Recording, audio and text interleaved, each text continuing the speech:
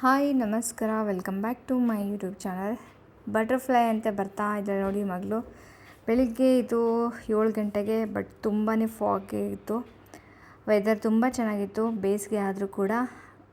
ಅಂದರೆ ಬೆಳಿಗ್ಗೆ ಹೊತ್ತಲ್ಲಿ ತುಂಬಾ ಫಾಗಿ ಇರುತ್ತೆ, ಅದಾದಮೇಲೆ ಮತ್ತೆ ಬರ್ತಾ ಬರ್ತಾ ಬಿಸಿಲು ಜಾಸ್ತಿನೇ ಇತ್ತು.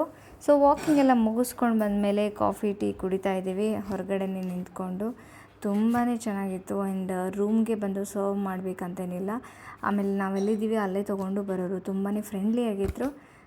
ಆಮೇಲೆ ಸ್ನಾನ ಎಲ್ಲ ಮುಗಿಸ್ಕೊಂಡು ಬಂದು ಫ್ರೆಶ್ ಅಪ್ ಆಗಿ ಬ್ರೇಕ್ಫಾಸ್ಟ್ನ ಮಾಡಿಕೊಂಡು ನಾವು ಫಸ್ಟು ಹೊರಟಿದ್ದು ಹಳೇಬೀಡಿಗೆ ಹೊರಡ್ತಾ ಇದ್ದೀವಿ. ನೋಡ್ಬೋದು, ಹಳೇಬೀಡು ತುಂಬ ಪುರಾತನವಾದ, ಅಂದರೆ 12ನೇ ಶತಮಾನದ ಹೊಯ್ಸಳರ ಸಾಮ್ರಾಜ್ಯ ಟೈಮಲ್ಲಿ ಈ ಬೇಲೂರು ಹಳೇಬೀಡು ಎಲ್ಲ ಅಕ್ಕಪಕ್ಕನೇ ಇರೋದು. ಅದು ಹಾಸನ ಜಿಲ್ಲೆಯಲ್ಲೇ ಇದು ಕೂಡ ಬರುತ್ತೆ.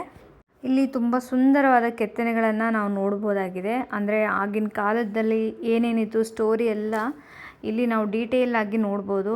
ಬಟ್ ಈಗ ಅದು ಟ್ರೆಂಡಿ ಆಗಿದೆ. ಹಳೆಯ ಕಾಲದಲ್ಲಿ ಅದು ಇದ್ದಿದ್ದು ಮತ್ತು ಈಗ ನಾವು ಅದನ್ನು ಬಳಸ್ತಾ ಇದ್ದೀವಿ. ಕೆಲವೊಬ್ಬರಿಗೆ ಗೊತ್ತಿರದೇವರು ಇದೆಲ್ಲ ಈಗ ಮಾಡ್ತಾ ಇದ್ದಾರೆ ಅಂತ ಹೇಳ್ತಾರೆ. ಇವಾಗ ಡ್ರೆಸ್ಅಪ್ ಆಗ್ಬೋದು ಅಥವಾ ಬೇರೆ ಬೇರೆ ಎಲ್ಲನೂ ಕೂಡ ಆಲ್ರೆಡಿ ಎಲ್ಲ ಹಳೆಯ ಕಾಲದಲ್ಲೇ ಮಾಡಿ ಹೋಗಿದ್ದಾರೆ. ಈ ಕೆತ್ತನೆಗಳ ಮುಖಾಂತರ ನಾವು ಎಲ್ಲ ನೋಡ್ಬೋದು. ಇಲ್ಲಿ ಈಶ್ವರನ ಒಂದು ದೊಡ್ಡ ಮೂರ್ತಿ ಇದೆ. ಮೂರ್ತಿ ಅಂದರೆ ಲಿಂಗ ಇದೆ. ಅದರ ಜೊತೆಗೆ ಪುಷ್ಪಗಿರಿ ಬೆಟ್ಟ ಅಂತ ಹತ್ರನೇ ಇರೋದು, ಅದು ಕೂಡ ನಿಮಗೆ ಮುಂದೆ ತೋರಿಸ್ತೀನಿ, ನೋಡ್ಬೋದು. ಆ್ಯಕ್ಚುಲಿ ಇಲ್ಲಿ ಕ್ಯಾಮ್ರಾ ಅಲೋ ಇರಲಿಲ್ಲ, ನಾನು ಸ್ವಲ್ಪ ಕ್ಯಾಪ್ಚರ್ ಮಾಡಿದ್ದೀನಿ ಒಳಗಡೆಯಿಂದ. ಇಲ್ಲಿವರೆಗೂ ಯಾರಿಲ್ಲಿ ಹೊಯ್ಸಳಕ್ಕೆ ಬಂದಿಲ್ಲ, ಬಂದು ನೋಡ್ಬೋದು. ಇಲ್ಲಿ ಗೈಡ್ ಕೂಡ ಇರ್ತಾರೆ.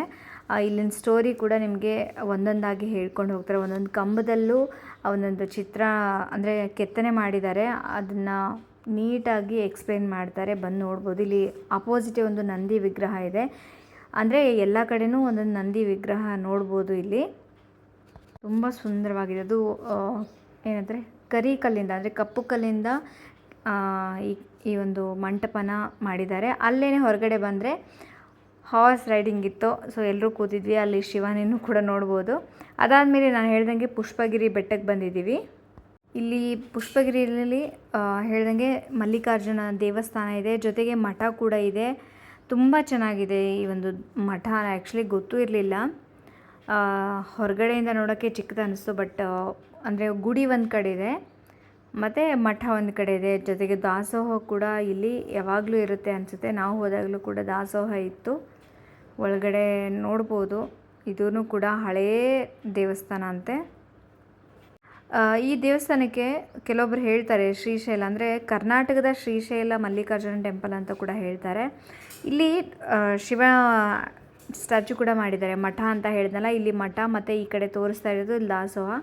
ಸೊ ದಾಸೋಹಕ್ಕೆ ಫಸ್ಟು ನಾವು ಊಟ ಟೈಮ್ ಆಗಿತ್ತು, ಊಟ ಟೈಮು. ಸೊ ದಾಸೋಹದಲ್ಲಿ ಪ್ರಸಾದನ ತೊಗೋಣ ಅಂತ ಬಂದಿದ್ವಿ.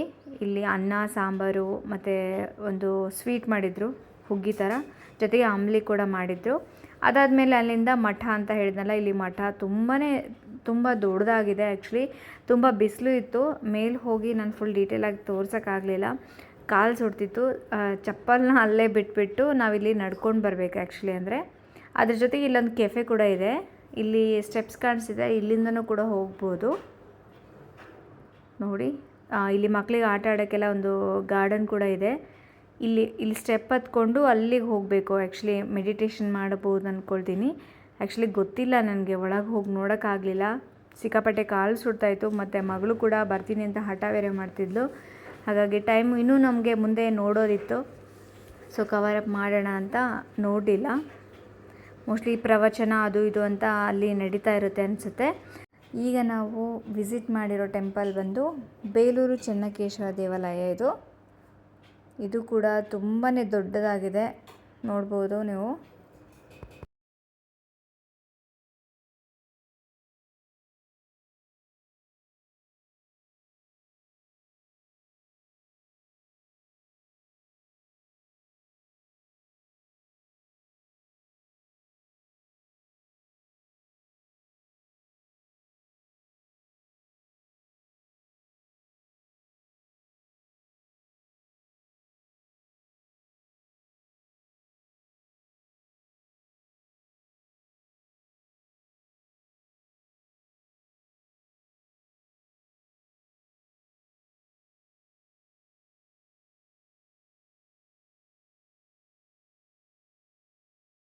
ಸೊ ಟ್ರಿಪ್ ವ್ಲಾಗ್ ಹೀಗಾಗಿತ್ತು. ಹೋಪ್ ಯು ಎಲ್ಲರಿಗೂ ಇಷ್ಟ ಆಗಿದೆ ಅಂದ್ಕೊಳ್ತೀನಿ. ಈ ವ್ಲಾಗ್ನ ಇಷ್ಟ ಆಗಿದ್ದಲ್ಲಿ ಲೈಕ್ ಮಾಡಿ, ಕಮೆಂಟ್ ಮಾಡಿ ಹಾಗೂ ಶೇರ್ ಮಾಡಿ.